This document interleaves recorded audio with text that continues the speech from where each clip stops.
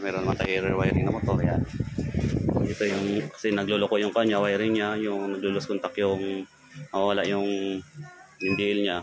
Ngayon, medyo na inaanan na siya sa DL, papalitan na rin natin. Yan, ito nakalagay yung DL nyo. Yan. Yung may natin, palitan na rin natin ng CCMY. Yan.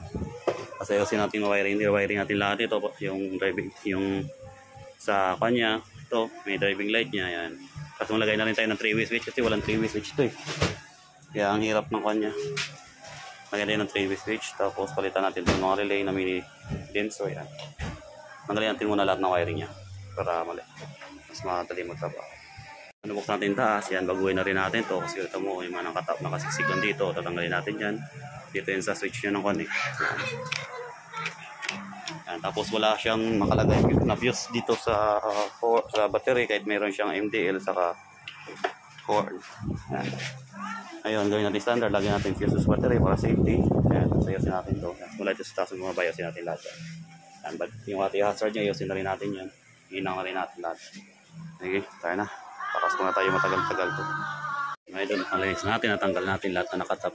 Nito, mga naka-install, mga tap ito, hindi natin kasi hinangin na natin yan. Tapos, lagay natin yung fan, yung hazard. Yan, dito yung tanggalin natin to kasi meron may nakasiksi dito. Yan na yung mga tinanggal natin. Pan natin yan. Tanggalin natin yan. Hindi natin yung balik ko. At meron tayong relay na gamitin yung bago, yung mini. Para mas malistik na yan. Medyo linis na yung mga tinito. Tapos ibarouting muna ng tape to para medyo magnadatingnan. Yan. Tumibay. Tara. Ito natapos natin yung rewiring motor sir. Yan. Yung kalkalapit ng mga wire kanina. Yan. Pinangayos na natin. Organize na natin. Yan. Lagay tayo ng relay. Yan. Tatlo. Sa driving light. Saka po sa dual horn. Yan. Ito na yung abang niya sa dito nakalagay.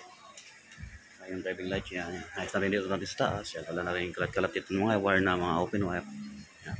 Hinihinang na natin lahat yan para mas pulido. Tayo po. Yan. Kami nang alikabok talaga. Yan. Lagay tayo ng switch dito. Yung hazard yan. Pinilipat na rin natin. Yan.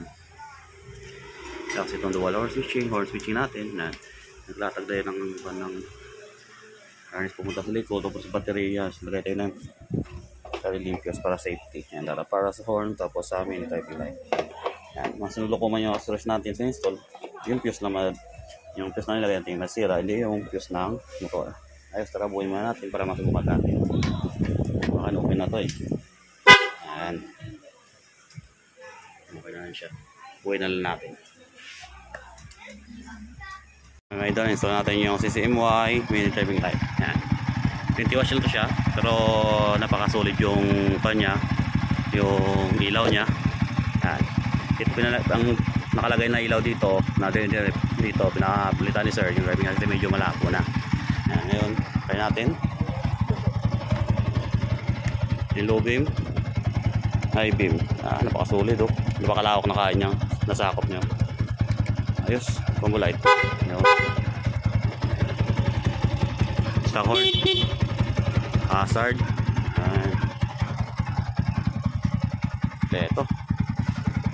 Yan. Nag-lowering din tayo ng shock niya kasi medyo mababa sir. Yan. Medyo binaba natin shock niya. Yan, ayos na.